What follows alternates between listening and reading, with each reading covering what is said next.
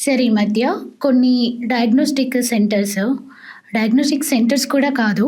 కొన్ని ఏంటంటే మంచి యాంబియన్స్‌తో లగ్జరీ రూమ్స్, మంచి అపియరెన్స్‌తో ఏదో ఒక బుక్‌లెట్ పట్టుకొని అందులో కొన్ని గ్రేడ్స్ ఇవ్వడము ఏబీసీడీ అని. సో, దాన్ని బట్టి వీళ్ళు డిసైడ్ చేయడము. అసలు ఈ టెస్ట్‌లు ఇదంతా ఏంటి సార్? నేను రీసెంట్‌గా చూసాను. మీరు చెప్పింది నాకు కొంచెం అర్థమైందండి. అంటే కొంతమంది మా దగ్గరికి ఒక బుక్‌లెట్ పట్టుకొనొస్తున్నారు. హ్మ్. పరీక్షలయినాయి అని జెప్పి. అది చాలా మంచి థిక్ పేపర్ ఉండి, మంచి మ్యాగజైన్ లాగా ఉంటుంది. హ్మ్. అంటే మీ క్రియాటినిన్ ఒక పేజ్ తీసుకున్నట్టయితే క్రియాటినిన్ 0.6 అని ఉండి, దాని మీద ఒక ఎస్సే రైటింగ్ కాంపిటీషన్ ఉన్నట్టు ఒక పెద్ద రైటింగ్ ఉంటది. దాని గురించి రాసి లాస్ట్‌లో గ్రేడ్ ఏ, గ్రేడ్ బి అని ఉంటది. సో, ఇవి పట్టుకొని వచ్చి మమ్మల్ని అడుగుతున్నారు. మేము పరీక్షలు చేసుకొచ్చామని. దాంట్లో గుండెది కూడా ఉంది అంటున్నారు.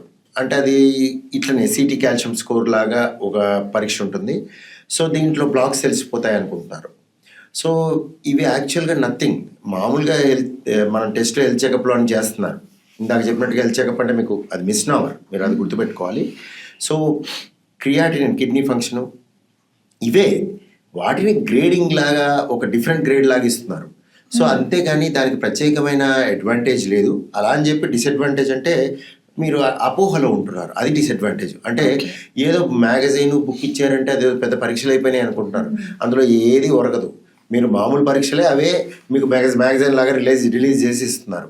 అంతే తప్పించి మనీ వేస్ట్ చేసుకొని అనవసరంగా మనీ టెన్షన్ వేస్ట్ అంటే పెట్టుకో వేస్ట్ చేసుకుంటే ఇప్పుడు అన్ని చాలా వేస్టే ఉంటాయి.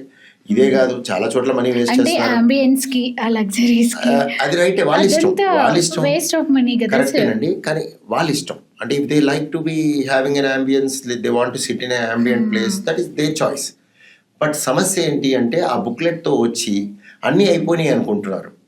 అక్కడ ఏవి కాలేదు. ఇక్కడలాగే అవుతాయి. పెద్ద డిఫరెన్స్ ఏమీ లేదు. ఏబిసిడీలు ఇచ్చినప్పుడు నువ్వు ఏదో ఫెయిల్ అయ్యావు, పాస్ అయ్యావు అనుకోకండి. అంటే హెల్త్లో పాస్ అయిపోయావు, హెల్త్లో ఫెయిల్ అయ్యావు కాదు. డి వచ్చినట్టు ఫెయిల్ అయినట్టు కాదు, ఏ వచ్చినట్టు పాస్ అయినట్టు కాదు. అంటే నీకు అవన్నీ నార్మల్ ఉండి కూడా నీకు గుండె జబ్బు ఉండొచ్చు, అవన్నీ ఎబ్నార్మల్ ఉండి కూడా గుండె జబ్బు ఉండకపోవచ్చు. So it has no meaning actually. So ఆ పరీక్షలు చేసుకుంటే చేసుకున్నారు. దాని నుంచి ఇంటర్ప్రిటేషన్ మాత్రం చేయకుండా ఉండటం మంచిది. ఎవరికి కూడా ఇక్కడ ఫ్రీడమ్ ఉంది. ఇండియాలో freedom is there. Freedom for everything. Yes sir. Freedom for everything ఉంది. ఫ్రీడమ్ ఇన్ ట్రాఫిక్ ఉంది, ఫ్రీడమ్ ఇన్ టాకింగ్ ఉంది, ఫ్రీడమ్ ఇన్ వాకింగ్ ఉంది, ఫ్రీడమ్ ఇన్ బిహేవియర్ ఉంది, everything. Yes. So you have freedom in health also. So it's good, but then use it properly. తెలివితో ఉత్తమంగా దాన్ని వాడుకోండి.